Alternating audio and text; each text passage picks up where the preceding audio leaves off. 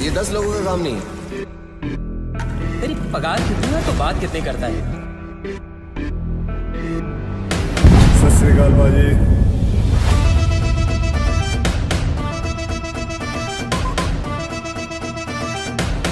क्या रे, कितना टाइम हुआ मरे? 2 दिन हो गए। 2 दिन फिर भी लेके घूम रहा है बॉडी को? हाँ चला, जाओ दे।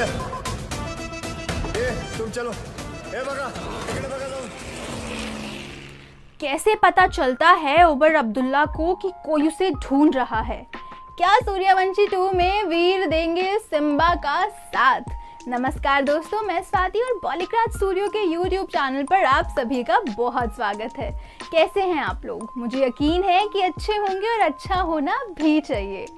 तो दोस्तों, सूर्यवंशी 2 की कहानी शुरू होती है कश्मीर की खूबसूरत वादियों में, जहां झरने बह रहे हैं, खूबसूरत पहाड़ दिखाई दे रहे हैं और पूरा कश्मीर एक सफ़ेद चादर में लिपटा हुआ है।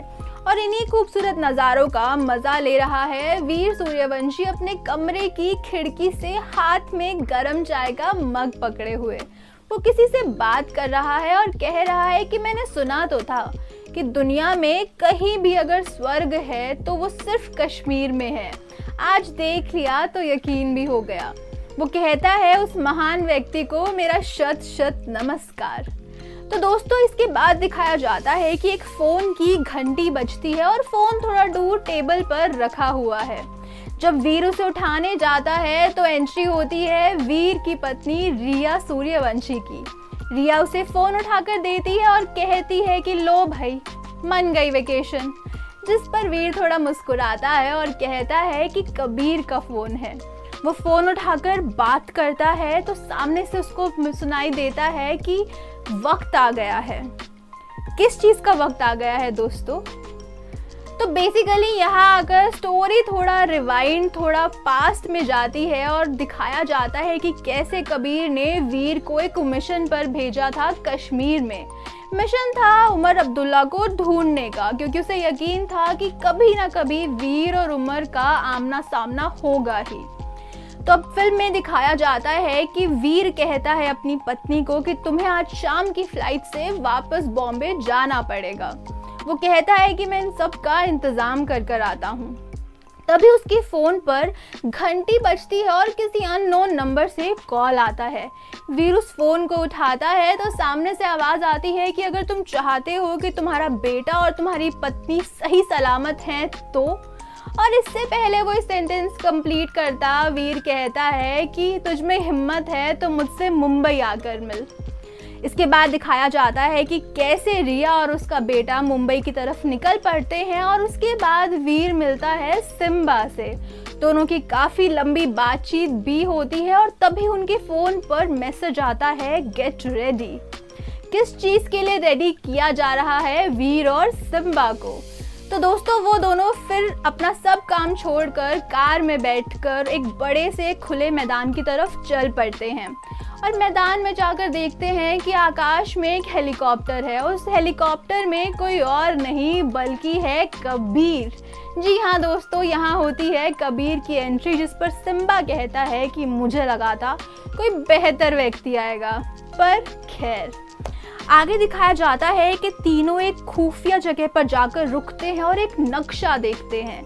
नक्शा उमर अब्दुल्ला के घर के आसपास बनी सारी दुकानें, हॉस्पिटल, चर्च, स्कूल, मंदिर और मस्जिद का। सिम्बा कहता है कि वैसे तो हमने अपने सारे पुलिस ऑफिसर्स इन दुकानों पर तैनात किए हुए हैं, लेकिन जैसे ही किसी भी पुलिस ऑफिसर को कोई भी भनक मिलती है, कहीं ना कहीं से फायरिंग होना शुरू हो जाती है। जिस पर वीर कहता है कि अभी हमें थोड़ा ज़्यादा चौकन्ना होने की ज़रूरत है। तभी कबीर वहाँ से एग्जिट मार लेता है और वीर और सिम्बा निकल पड़ते हैं अपने मिशन पर।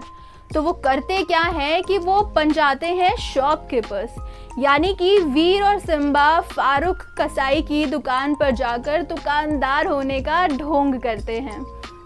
ऐसे में दिखाया जाता है कि वीर जोर जोर से चिल्ला रहा है और कह रहा है कि आज तो भाई किसी आदमी का मांस निकालने का मन कर रहा है। जिस पर सिम्बा कहता है कि हकीम जी, तुम्हारा दिमाग फिर चुका है। और तब एंट्री होती है एक लंबे चौड़े आदमी की, जो दुकान पर आकर कहता है 2 किलो मटन दो। जिस पर वीर कहता है इंसान का कि जानवर का। तो वो आदमी को गुस्सा आ जाता है और वो कहता है अपना देगा क्या। जिस पर सिम्बा उसे गोली मार देता है और कहता है नहीं बे, तेरा। जैसे ही सिम्बा उस आदमी को मारता है, उनकी दुकान पर ताबड़तोड़ फायरिंग होना शुरू हो जाती है और वो फटाफट उस आदमी को अंदर खींचते हैं और दुकान का शटर लगाते हैं।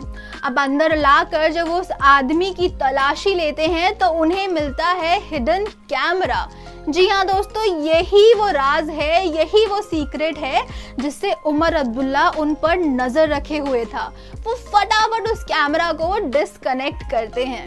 अब इतने में उस आदमी को मिर्गी का दौरा पड़ने लगता है, जिस पर सिम्बा कहता है कि वीर अपनी जुराब निकालो, इसे सुंघानी है। जिस पर वीर कहता है भाई मेरी क्यों, अपनी सुंघा। जिस पर सिम्बा कहता है कि मेरी से असर नहीं होगा और वीर काफी अनॉय हो जाता है। आगे दिखाया गया है कि सिम्बा कहता है कि हमें इस आदमी को छोड़ना पड़ेगा, क्योंकि यही वो रास्ता है, यही वो व्यक्ति है जो हमें उमर अब्दुल्ला के छिपे हुए ठिकाने तक पहुंचा सकता है।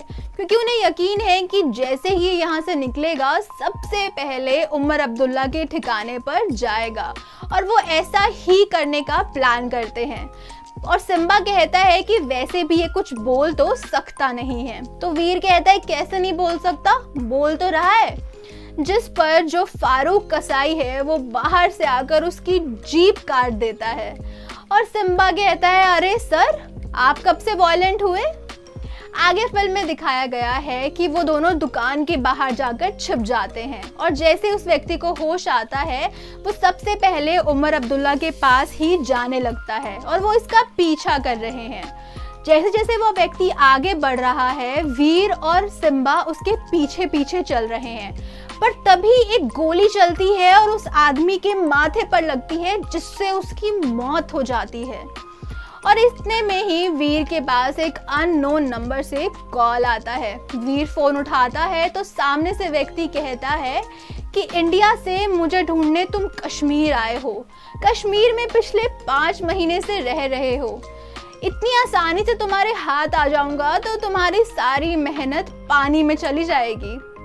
कश्मीर आए हो, खूबसूरत पहाड़ देखो, पेड़ देखो और इससे जुड़ा हुआ जो सफेद चादर वाला कश्मीर है उसका नज़ारे का लुत्फ उठाओ। ऐसे में वीर को लगता है कि उसने एग्जैक्ट सेम सीन कहीं देखा है और फोन डिस्कनेक्ट हो जाता है। जब उन्हें रियलाइज होता है कि ये एग्जैक्ट सेम सीनरी उन्होंने किसी ना किसी कॉटेज में देखी है, तो वो प्लान करते हैं इस एग्जैक्ट सीन वाले कमरे को ढूंढने का और वो निकल पड़ते हैं हर कॉटेज में कमरा ढूंढने के बहाने। वो हर जगह जाकर इस सीन को ढूंढने की कोशिश करते हैं, बट उनके हाथ नाकामी ही लगती है।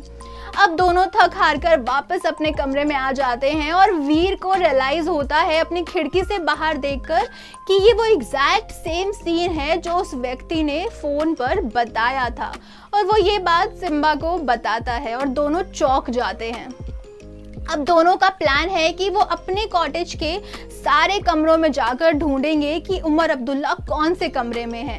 पर दोस्तों ये इतना आसान नहीं है, क्योंकि हर कमरे की सिक्योरिटी काफी टाइट है। तभी उनकी नजर पड़ती है एक रूम सर्विस वाले व्यक्ति पर और तभी सिम्बा के दिमाग में एक आइडिया आता है। वो किसी को फोन घुमाता है और कहता है कि यहाँ एक वेटर की जरूरत है।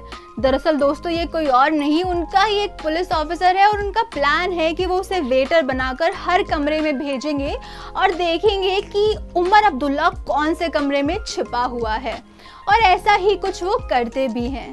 पर 4-5 दिन तक उनके हाथ कुछ नहीं लगता। पर छठे दिन जो विक्रम है, जो वेटर बना हुआ है, वो एक कमरे में जाता है और जाकर कमरे का दरवाजा खटखटाता है। दरवाजा खटखटाने के बाद भी कोई भी आवाज अंदर से नहीं आती है। वो वापस यही करता है तो एक व्यक्ति आकर कहता है कि क्या चाहिए, जिस पर वो वेटर यानी कि विक्रम कहता है कि सर रूम सर्विस है, आपके लिए कॉम्प्लीमेंट्री चीजें लेकर आया हूँ। तो वो व्यक्ति कहता है कि हमें नहीं चाहिए, जिस पर विक्रम यानी कि वेटर कहता है कि प्लीज ले लीजिए, मेरी नौकरी का सवाल है। तो अंदर से एक भारी सी आवाज आती है जो कहती है अरे ले लो। और वो उससे जैसे ही वो चीज़ें देता है और वो व्यक्ति उस दरवाजे से थोड़ा सा हटता है तो विक्रम अपने छिपे हुए कैमरा से सारे कमरे की तस्वीर ले लेता है और उसके बाद वो बिना किसी को कुछ भी पता लगने दिए वापस आ जाता है। वो प्रिटेंड करता है कि सब कुछ नॉर्मल है। अब आगे जाकर एक सुनसान और चुपचाप जगह पर उसे वीर और सिम्बा मिलते हैं और वो कैमरा उन्हें थमा देता है। तो अब सवाल ये है कि क्या उस कैमरा में कैद हो पाई अमर अब्दुल्ला की तस्वीर? क्या ये वही कैमरा है जो चाहिए वीर और सिम्बा को? इन्हीं सभी सवालों का जवाब हमें बहुत जल्दी अगले वीडियोस में मिलने वाला है, तो जुड़े रहिए हमारे चैनल पर। आज की वीडियो के लिए बस इतना ही। मैं आपसे मिलूंगी नेक्स्ट वीडियो में। तब तक के लिए अपना ख्याल रखिए और सिनेमा देखते रहें। नमस्ते।